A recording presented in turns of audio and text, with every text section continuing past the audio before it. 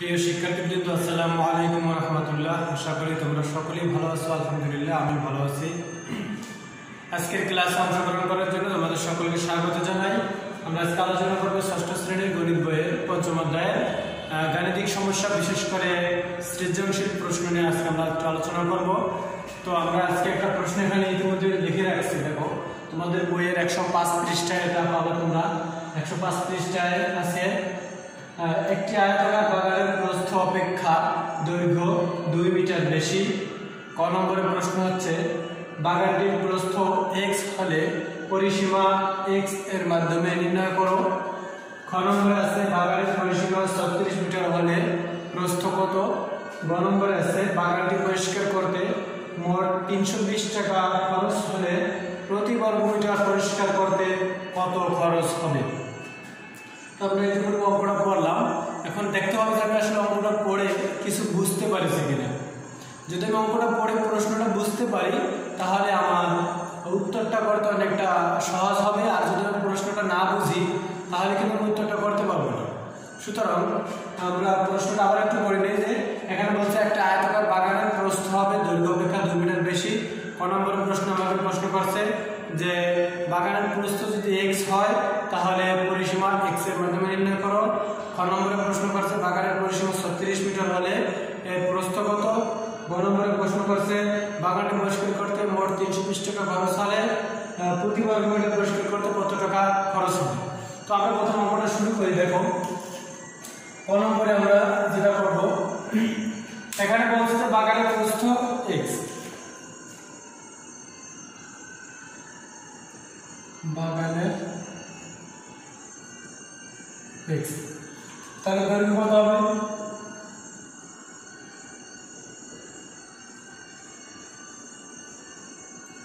দৈর্ঘ্য, তাহলে আমরা একটু খেয়াল করি। দেখো, বলছে প্রস্থ অপেক্ষা দৈর্ঘ্য 2 মিটার বেশি হবে।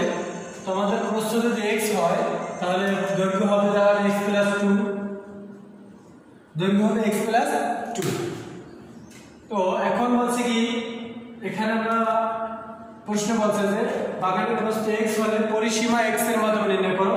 যেহেতু এটা একটা আয়তাকার বাগান, আয়তাকার আমরা জানি আয়তক্ষেত্র আছে এরকম বিপরীত দিকেও সমান থাকে, এটা হচ্ছে আয়তাকার। তো আয়তক্ষেত্রের একটা আছে ক্ষেত্রফল আর একটা আছে পরিসীমা। তো আমাদের এখানে আয়তক্ষেত্রের পরিসীমাটা লাগবে। তো আয়তক্ষেত্রের পরিসীমাটা আমি একটু রেড পেন দিয়ে লিখে দিচ্ছি, যেহেতু এটা একটা সূত্র। তো আমরা লিখতে হবে, আমরা জানি আয়তক্ষেত্রের পরিসীমা।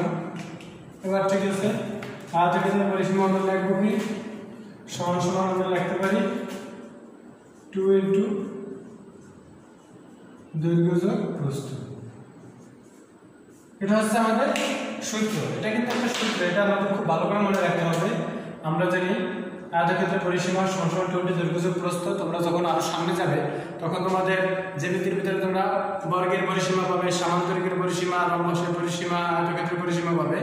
এজন্য আমরা এখানে আয়তক্ষেত্রের কথাটা উল্লেখ করব। যেহেতু আমাদের আয়তক্ষেত্রের কাজ হচ্ছে 2 × দৈর্ঘ্য যোগ প্রস্থ, তাহলে আমরা এবার কি করব, এই 2 এখানে লিখে দিব, গুণ দিলাম, দৈর্ঘ্য আমরা পাইছি x + 2 প্লাস প্রস্থ পাইছিলাম আমরা x। তাহলে আমরা লিখতে পারি 2 × এখানে আমরা লিখব 2x + 2, কারণ এই একটা x, একটা x, দুটো x আর 2। তাহলে আমরা লিখতে পারি 2 × 2x। তাহলে আমরা এখানে লিখতে পারি 4x + 4। এটা হচ্ছে আমাদের অ্যানসার। দেখো, আমাকে বলছিল যে বাগানের পরিসীমা x এর মাধ্যমে নির্ণয় করো। তো পরিসীমা আমরা নির্ণয় করেছি যে, এবং পরিসীমার প্রতি x আছে, এজন্য আমরা এটাকে বলতে পারি বাগানের পরিসীমা x এর মাধ্যমে নির্ণয় করা হলো।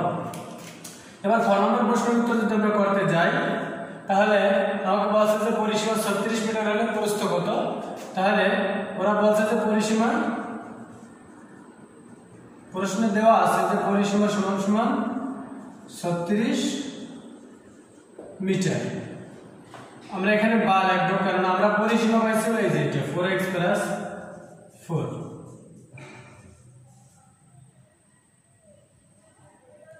দেখো, আমরা পরিসীমা পাইছি, আমাদের নিয়ম অনুযায়ী আমরা পরিসীমা পাইছি 4x + 4, কিন্তু ওদের কথা মতো বলা বলে দিয়েছে যে পরিসীমা 36 মিটার। তার ওদের কথা এবং আমাদের কথার মধ্যে মিল নাই। এই মিলটা খুঁজে পাওয়ার জন্য আমরা কি করলাম, লিখলাম পরিসীমা সমান 36 মিটার। অতএব এই পরিসীমার পরিবর্তে আমাদেরটা লিখলাম, ওদেরটা লিখলাম এখানে। আমরা এবার কি করতে পারি, বা 4x সমান সমান আমরা লিখতে পারি 36 - 4, তাহলে বা 4x সমান সমান 32 বা x সমান সমান আমরা লিখতে পারি 32/4। অতএব x সমান সমান আমরা লিখতে পারি 8 মিটার। দেখো x এর মান আমরা পাইছি 8 মিটার, আর আমরা এখানে বলছিলাম যে বাগানের প্রস্থ সমান সমান x, তাহলে x সমান সমান যদি 8 হয়, অতএব আমরা লিখতে পারি, অতএব বাগানের প্রস্থ সমান সমান 8 মিটার। এটা হচ্ছে আমাদের आंसर, কাঙ্ক্ষিত आंसर। তাহলে আমরা এতক্ষণে y এবং খ নম্বর প্রশ্ন উত্তরটা করতে পারলাম। প্রথমে আমরা প্রদত্ত তথ্য উদ্দীপক থেকে আমরা ক নম্বরে গেলাম, ক নম্বর থেকে যে তথ্য বলছে সেই অনুযায়ী আমরা প্রশ্নটা করলাম। তারপরে খ নম্বর উত্তর করে আমরা দৈর্ঘ্য প্রস্থ পাইলাম 8 মিটার। আমরা এবারে আলোচনা করব গ নম্বর থেকে। দেখো গ নম্বরে বলছে কি, বাগানটি পরিষ্কার করতে মোট 320 টাকা খরচ হলে প্রতি বর্গ মিটার পরিষ্কার করতে কত খরচ হবে। তো বাগানটি পরিষ্কার করতে মোট 320 টাকা বলছে এখানে, তার মানে ওই বাগানটা টোটাল বাগানটা পরিষ্কার করতে। এখন আমাদের আগে জানতে হবে টোটাল বাগানটা আমাদের কতটুকু, তার মানে বাগানের ক্ষেত্রফলটা আমাদের জানতে হবে যে আমাদের বাগানটার ক্ষেত্রফলটা কত। এবং ক্ষেত্রফল জানতে হলে আমাদের যেটা লাগবে দৈর্ঘ্য এবং প্রস্থ। আমরা পাইছিলাম প্রস্থ সমান সমান 8 মিটার। আমরা এখানে এটা লিখতে পারি যে খ হতে পাই প্রস্থ সমান সমান 8 মিটার এবং দৈর্ঘ্য সমান সমান আমরা কি লিখতে পারি, দৈর্ঘ্য আছে আমাদের x + 2 লিখছিলাম আমরা, যেহেতু বলছে যে প্রস্থ অপেক্ষা দৈর্ঘ্য 2 মিটার বেশি, তাহলে আমরা লিখব x + 2 সমান সমান আমরা লিখতে পারি 8 + 2 সমান সমান লিখতে পারি আমরা 10। এবার দেখো আমরা প্রস্থ এবং দৈর্ঘ্য পাইছি, এবারে আমাদের লাগবে আয়তক্ষেত্রের ক্ষেত্রফল। আয়তক্ষেত্রের ক্ষেত্রফলের একটা সূত্র আছে, সেটা আমরা লিখব।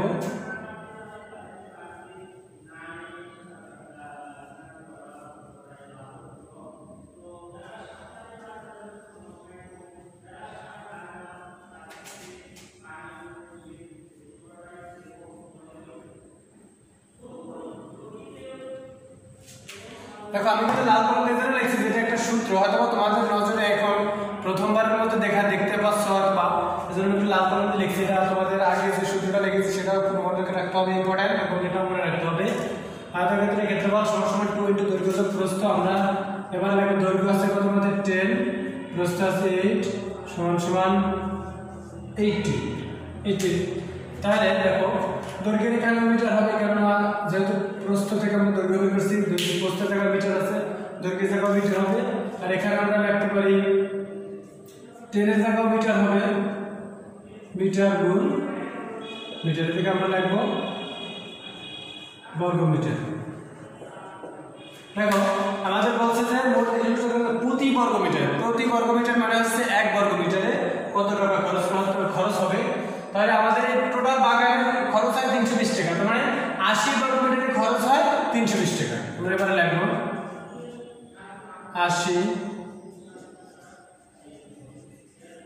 80 বর্গ মিটারে খরচ হয় সমান সমান 320 টাকা। অতএব 1 বর্গ মিটারে খরচ হয় সমান সমান, দেখো আমাদের বাম পাশে যেটা থাকবে এটা চলে যাবে নিচে, আর ডান পাশে যেটা থাকবে সেটা বসবে উপরে। কি বলছে, এই জায়গায় একটু ঝামেলা হতে পারে আমাদের। দেখো প্রথম লাইনে দেখো এই জায়গায় একটা সংখ্যা আছে, এখানে একটা সংখ্যা আছে। এই ডান পাশের দিকে যে সংখ্যাটা থাকবে সেটা দ্বিতীয় লাইনের উপরে বসবে, এবং বাম পাশের দিকে যে সংখ্যাটা থাকবে সেটা দ্বিতীয় লাইনে নিচে বসবে। আমাদের 80 বর্গ মিটারে খরচ হবে 320 টাকা। অতএব 1 বর্গ মিটারে খরচ হবে 320 কে 80 দিয়ে ভাগ দিলে কত হয় উত্তর সেইটা। দেখো নিচে ভগ্নাংশের উপর এবং নিচে একজোড় সংখ্যা একজোড় চিহ্ন হলে আমরা কাটাকাটি দিতে পারি, বাদ দিতে পারি। তদ্রূপভাবে এখানে একটা শূন্য আছে, এখানে একটা শূন্য আছে, ডান পাশে দুটো বাদ দিয়ে দিলাম। তাহলে আমরা 8 দিয়ে যদি 32 কে ভাগ করি, তাহলে 8 এর ঘরে নামটা পড়তে যদি আমরা যাই 3 এটা 24, 4 এটা 32, তাহলে আমরা এখানে পাবো 8 দিয়ে 32 কে কাটলে আমরা পাবো 4। তাহলে আমরা বলতে পারি অতএব প্রতি বর্গমিটার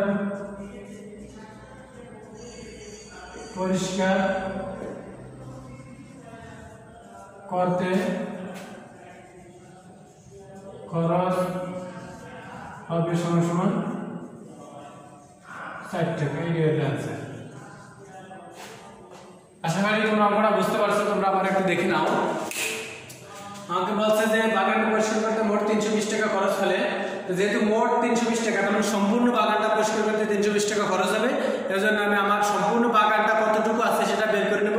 বের করে নেওয়ার জন্য প্রস্তুত আমরা পেয়েছি খ নম্বর থেকে, এবং দৈর্ঘ্য আমরা বের করে নিলাম যে x + 2 = 8 + 2 = 10 মিটার। এবারে আমাদের যেহেতু সম্পূর্ণ বাগানটা লাগবে, এজন্য বাগানের ক্ষেত্রফলটা নির্ণয় করতে হবে। আর বাগানের ক্ষেত্রফল নির্ণয় করতে গেলে আমরা বলতে পারি যে আয়তক্ষেত্রের ক্ষেত্রফল সমান দৈর্ঘ্য গুণ প্রস্থ।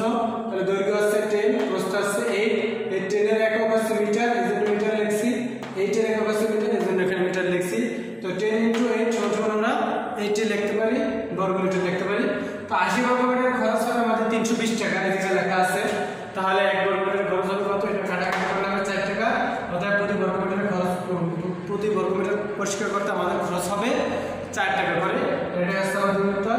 আশা করি তোমরা এতক্ষণ অঙ্কটা বুঝতে পারছো। তোমরা আবার একটু দেখে নাও। প্রিয় শিক্ষার্থীবৃন্দ, আমরা তাহলে এবারে আরেকটি প্রশ্নের সমাধান করব। এই প্রশ্নটাও তোমাদের বইয়ের 105 পৃষ্ঠা আছে। তো আমরা দেখি প্রশ্নটা কি বলছে। আমাকে বলছে 3টি ক্রমিক স্বাভাবিক সংখ্যার যোগফল হবে 24। ক নম্বর বলছে সবচেয়ে ছোট সংখ্যাটি x হলে অপর সংখ্যা দুটি x এর মাধ্যমে লেখো। দেওয়া তথ্যের সাহায্যে সংখ্যা দুটি নির্ণয় করো। তারপর বলছে y একটি সংখ্যা যার দ্বিগুণ প্রাপ্ত সবচেয়ে ছোট ও সবচেয়ে বড় সংখ্যা দুটি যোগফল অপেক্ষা 4 বেশি, y এর মান নির্ণয় করো। তাহলে আমরা প্রথমে ক নম্বর থেকে শুরু করব। দেখো আমাকে বলছে যে সবচেয়ে ছোট সংখ্যাটি x হলে, আমরা জানি ক্রমিক সংখ্যা আছে 1 2 3 4 5, এগুলো হচ্ছে আমাদের ক্রমিক সংখ্যা, মানে ধারাবাহিক সংখ্যা, যেটাকে আমরা বলি যে 1 এর পর 2 হবে, 2 এর পর 3 হবে। এটা হচ্ছে আমাদের ধারাবাহিক সংখ্যা বা ক্রমিক সংখ্যা। তো আমি যদি তোমাকে জিজ্ঞাসা করি যে 2 1 এর পরে 1 এর সাথে কত যোগ করলে 2 হবে, তুমি বলবে 1। তারপরে বলবো আবার যদি 1 এর সাথে কত যোগ করলে 3 হবে, বলবে 2। 1 এর সাথে কত যোগ করলে 4 হবে, বলবে 3। এরকম ভাবে আমরা প্রথম সংখ্যাটা যদি পাই, অর্থাৎ 1 যদি পাই, তাহলে এর সাথে 1 যোগ করলে আমরা 2 পাবো, মানে দ্বিতীয় সংখ্যা। 1 যদি পাই, 1 এর সাথে 2 যোগ করলে আমরা পাবো তৃতীয় সংখ্যা। 1 এর সাথে 3 যোগ করলে পাবো আমরা চতুর্থ সংখ্যা। এরকম ভাবে আমাদের সংখ্যাগুলো বাড়তে থাকবে। তো ঠিক তদ্রূপভাবে আমাকে বলছে যে প্রথম সংখ্যাটি অর্থাৎ ছোট সংখ্যাটি যদি x হয়, তাহলে অপর সংখ্যা দুটি x এর মাধ্যমে লেখো।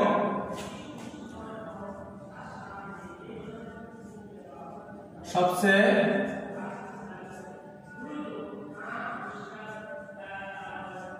সমান x, সবচেয়ে ছোট সংখ্যাটা হচ্ছে x। তাহলে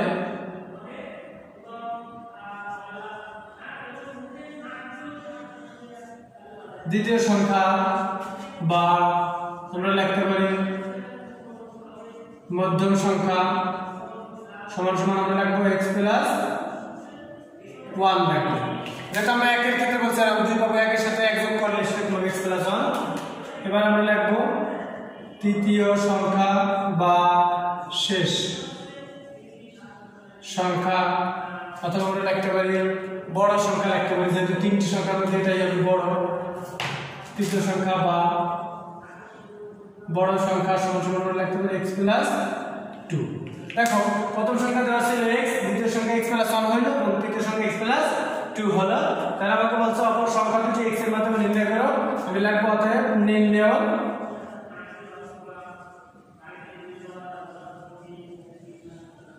অপর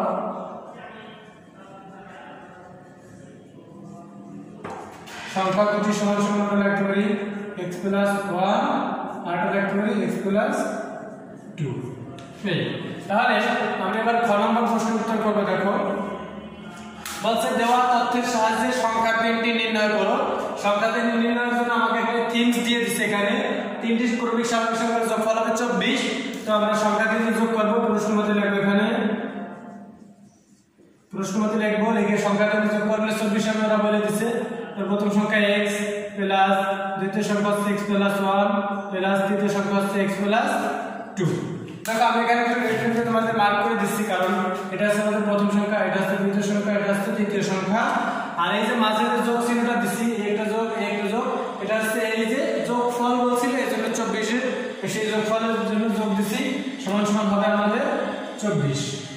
এই তাহলে আমি এবার এগুলো যোগ করব বা লিখতে হবে, যেহেতু সমান সমান আছে মাঝে, একটা x দুইটা x তিনটা x, তাহলে আমরা লিখব 3x প্লাস 1 আর এই যে 2 2 এর 3 সমান সমান আমরা লিখব 24 বা লিখব আমরা 3x ইকুয়াল আমরা লিখতে পারি 24 মাইনাস 3 বা আমরা লিখতে পারি x সমান সমান এখানে থাকবে আমাদের 21 আর এই 3 যে এখানে ভাগ হয়ে যাবে। তবে একটা একটু ভালো করে দেই, এই যে হচ্ছে 2 এই যে হচ্ছে 1, এই দুইটা আমাদের ভাগ করলে অর্থাৎ x সমান সমান 3 7 21, এই 21 অর্থাৎ সবচেয়ে ছোট সংখ্যাটা হচ্ছে x, ছোট সংখ্যা x মানে 7। তাহলে মধ্যম সংখ্যা হবে কত x প্লাস 1, তার মানে 7 প্লাস 1 8 হবে, এবং বড় সংখ্যা হবে তাহলে 7 প্লাস 2 সমান সমান 9 হবে। অতএব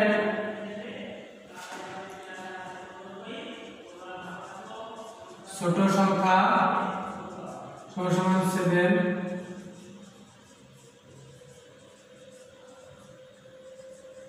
মধ্যম সংখ্যা সমান সমান আমরা লিখতে পারি x প্লাস 1 সমান সমান লিখতে পারি আমরা 7 প্লাস 1 সমান সমান লিখতে পারি 8, এবং লিখতে পারি আমরা বড় সংখ্যা সমান সমান x প্লাস 2 সমান সমান আমরা লিখতে পারি 7 প্লাস 2 সমান সমান 9। তাহলে আমরা তিনটি সংখ্যা পেয়ে গেলাম। আমাদের বলছে আমাকে দেওয়া তথ্যের সাহায্যে তিনটি সংখ্যা নির্ণয় করো। আমি তিনটি সংখ্যা পেয়ে গেছি 7 8 এবং 9, তিনটি সংখ্যা আমরা পেয়ে গেছি। তাহলে আমাদের খ নম্বর অঙ্ক এখানে শেষ। এবার আমরা একটু গ নম্বর প্রশ্নটার সমাধান করব। তো তোমরা আবার একটু দেখে নাও, ক নম্বর এবং খ নম্বর প্রশ্নটা আর একটু দেখে নাও, তারপরে আমরা গ নম্বর প্রশ্নের উত্তর করব। তো এবার আমরা গ নম্বর প্রশ্নের উত্তর করব। অঙ্কটা আমাকে কি বলছে সেটা আমি একটু আগে একটু পড়ি। দেখো বলছে কি y একটি সংখ্যা যার দ্বিগুণ, দ্বিগুণ লিখে একটা কমা আছে আমাদের এখানে, দ্বিগুণ লিখে একটা কমা আছে, তার মানে দ্বিগুণের আগের যে অংশটা, এতটুকুর যে অংশটা, এই অংশটার ভিতরে একটা মানে অনেক বড় একটা গুরুত্ব লুকায়িত আছে। y একটি সংখ্যা যার দ্বিগুণ, তার মানে y এর 2 দ্বিগুণ মানে হচ্ছে 2y। প্রাপ্ত সবচেয়ে ছোট ও সবচেয়ে বড় সংখ্যা দুটির যোগফল অপেক্ষা 4 বেশি হবে। তাহলে প্রাপ্ত সবচেয়ে ছোট সংখ্যা এবং সবচেয়ে বড় সংখ্যাটি হচ্ছে কত, গ নম্বর, প্রাপ্ত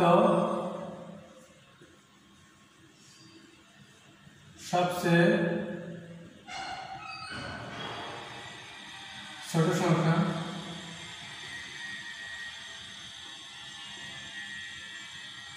সমান সমান আমরা লিখতে পারি 7, প্রাপ্ত সবচেয়ে বড় সংখ্যা সমান সমান আমরা লিখতে পারি 9।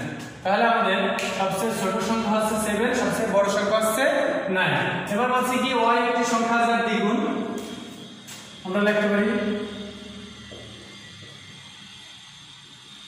y এর দ্বিগুণ সমান সমান 2y হবে। সংখ্যা দুটির যোগফল অপেক্ষা 4 বেশি, y এর মান নির্ণয় করতে হবে। চলো আমরা লিখব প্রশ্ন মতে, প্রশ্ন মতে লিখব কি, দেখো আমাকে বলছে যে এই y এর দ্বিগুণ হবে এই দুইটা সংখ্যার যোগফল অপেক্ষা 4 বেশি। তাহলে এই যে y এর দ্বিগুণ হবে এই দুইটা সংখ্যার যোগফল অপেক্ষা 4 বেশি। আমি আবারও বলছি, দেখো প্রশ্ন কি বলছে যে এই y এর দ্বিগুণ হবে প্রাপ্ত সবচেয়ে ছোট সংখ্যা এবং সবচেয়ে বড় সংখ্যা দুটির যোগফল অপেক্ষা, এই দুইটার যোগফল অপেক্ষা 4 বেশি হবে, এই জন্য আমি এখানে 4 দিছি। আবার আবার কেউ কেউ অঙ্ক করার সময় এখানে 2y - 4 = 7 + 9 ও লিখে থাকে, এটা কোনো সমস্যা নাই, তোমরা এভাবে লিখতে পারো। যেহেতু বলছে যে দুটি যোগফল অপেক্ষা 4 বেশি, দুটো যোগফলের থেকে 4 বেশি, অর্থাৎ 4 যোগ করে দিয়ে দিছি।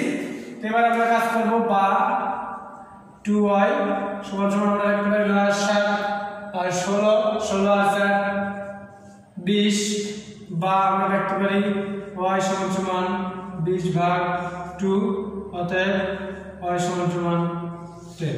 আমাদের উত্তর চাইছে y এর মান নির্ণয় করো, অতএব নির্ণয় y এর মান = 10, এবং এটা হচ্ছে আমাদের आंसर। তাহলে শিক্ষার্থীবৃন্দ, তোমরা এতক্ষণে আশা করি অঙ্কটা বুঝতে পারছো। আমরা এই যে 105 পৃষ্ঠার যে অঙ্কটা করলাম, সৃজনশীল অঙ্কটা করলাম, তোমরা নিশ্চয়ই বুঝতে পারছো। তারপরে যদি তোমাদের কোনো সমস্যা থাকে তাহলে অবশ্যই যোগাযোগ করবে। তো এতক্ষণ সাথে থাকার জন্য তোমাদের সকলকে ধন্যবাদ জানাই। তোমরা সকলে ভালো থাকবে, সুস্থ থাকবে, এই প্রত্যাশায় আজকের মধ্যে এখানেই শেষ করছি। আল্লাহ হাফেজ।